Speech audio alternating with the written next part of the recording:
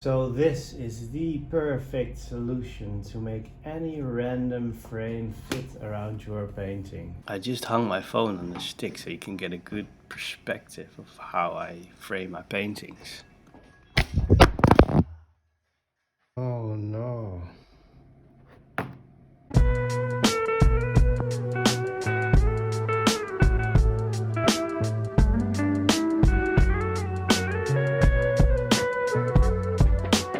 Hi friends, how's it going? My name is Daniel Douglas de Anel, and in this video I'm going to show you 3 ways how to frame a painting. Really cheap, but really nice. First I'm going to show you how to frame a simple frame in a normal way. Then I'm going to show you how I frame bigger frames and tell you something about the philosophy of framing. Is there a philosophy in framing? There's a philosophy in everything. And I'm gonna tell you my philosophy of how I make frames look the best of the best. And the third one is a really good tip that I found out myself. A way how you can find any kind of frame that you have laying around or that you find in a second-hand store and just fit your painting in it, even if it doesn't fit. With this technique, you can literally find any frame and fit any painting in it, even if the painting doesn't fit. That's weird, isn't it? So if you think that sounds interesting, keep watching. Framing a simple frame that already fits. So what you need is a drill, these kind of thingies that hold the painting in place. I don't know the name though. Unfortunately, I also don't know a company where you can order them internationally.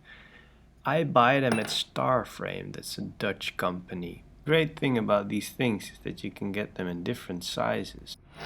So 2 of the thingies, 2 screws, this thing, and this is very handy. This is to hang the painting on because you got this teeth kind of structure. You'll always find one spot that's the middle where the nail can hang on. So you don't really have to exactly always measure out the middle. With of course 2 screws to screw it. Then you'll have the frame and of course the painting. Painting goes in the frame like this. And then you screw these thingies in place. This one goes here. There you go. And this is the result of framing a small simple painting that fits. The philosophy of framing. And now how I frame bigger paintings. So this is one of the paintings that I want to do a bigger frame on. I always choose wider frames for smaller paintings and narrower frames for bigger paintings. And the reason is that a small painting needs a little bit more body, but you don't want to make a big painting bigger because you want it to fit, and it's also, you don't want the frame to get too much attention. The painting's got attention already, and that's also a very interesting thing about framing in general.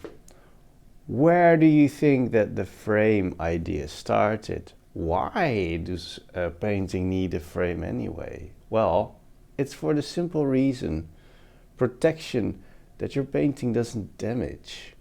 It's just that simple. That's where it started.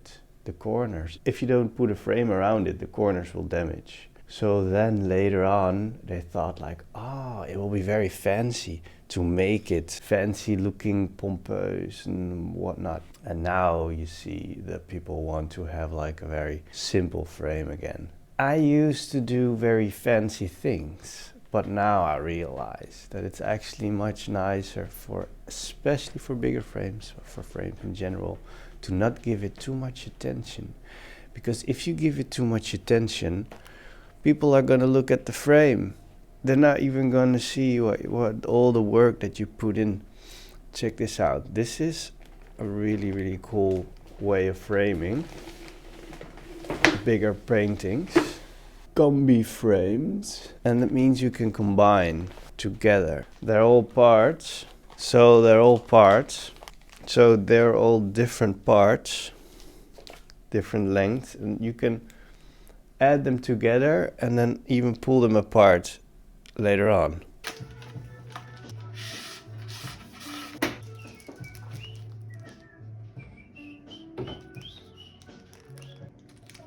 Ik vind de films van Quentin Tarantino wel heel vet.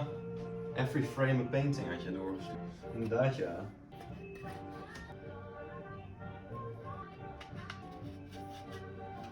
This is how you put the combi frames together, with this weird plastic thingies in the corners. And then you also want to paint the edges of your painting black or in the same color as the frame.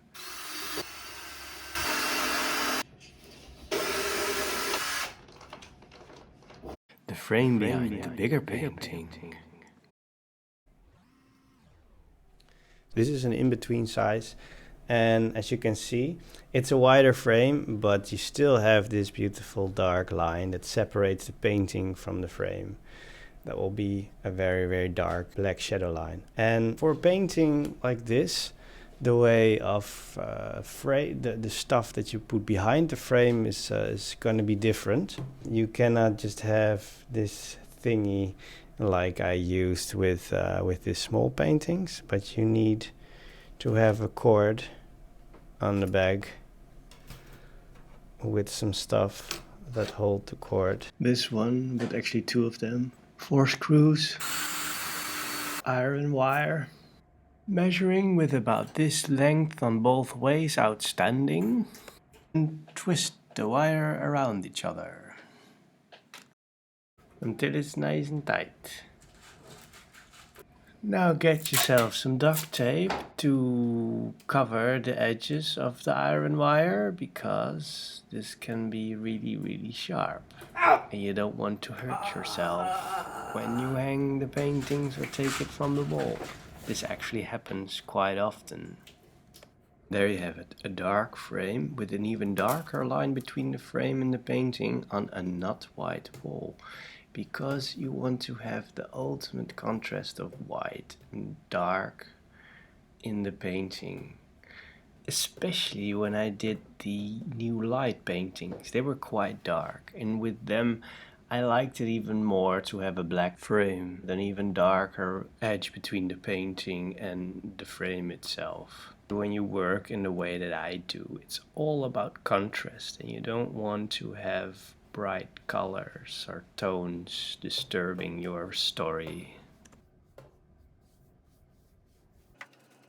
How to frame a painting on a cheap budget. Well, for now I'm very busy for my upcoming show. All the paintings have to get frames, and this is a whole bunch of frames that I still have from a long time ago, and some of these frames are very nice still, but the paintings don't all fit. So with this new technique I can use all of these frames for my upcoming exhibition.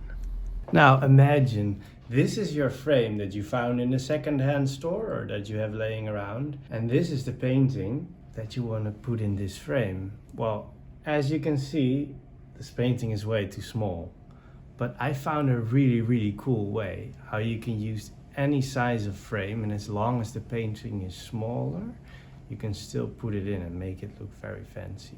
Important to mention that this technique only works if you have a panel instead of a canvas, of course. As you can see, I saw a board that just fits in the frame. It doesn't really have to be that fancy, because you don't see the edges anyway, because it's behind the frame.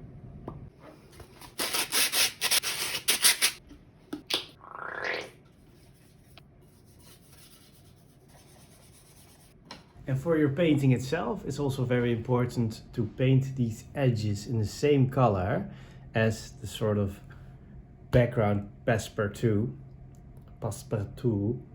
because else it will look messy. But also it's important to try to keep these edges straight. And you can always use a file if the edges are not really straight enough. And if you want to know more about how to make your own panels to paint on that you can also use for this framing technique, I suggest that you subscribe to my channel, because sometime in the future I'll make a video about this. Then you put some random glue on it. I use wood glue. That works really well always. And if you measure it exactly in the middle, put some books on top, some heavy books, some Baroque books is the best. It will bless your painting. Now, after a while drying, I can take off the books. And there you go.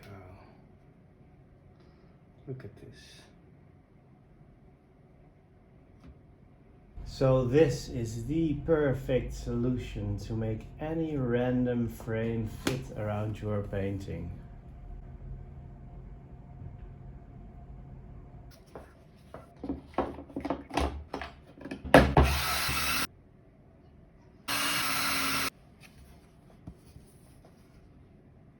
And when the panel that you put your painting on is just a little bit smaller than the frame itself, you can move it around a little bit to make it straight and to have these line up, because that's very important, you see? And once it's really straight, you can tighten up the screws. And there you go.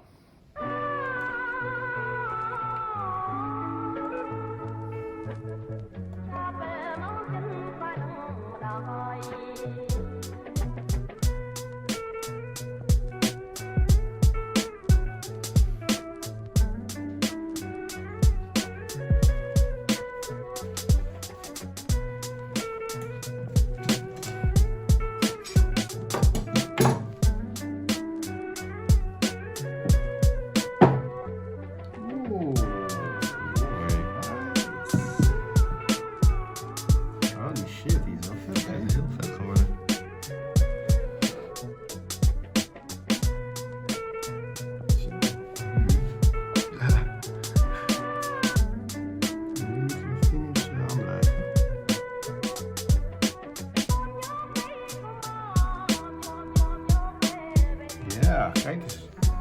Fruitschaal, hè? Ja. Pap, pap, pap, pap, pap, pap, pap. En een cirkeltje zo. Ja. Dit wordt de nieuwe fruitschaal.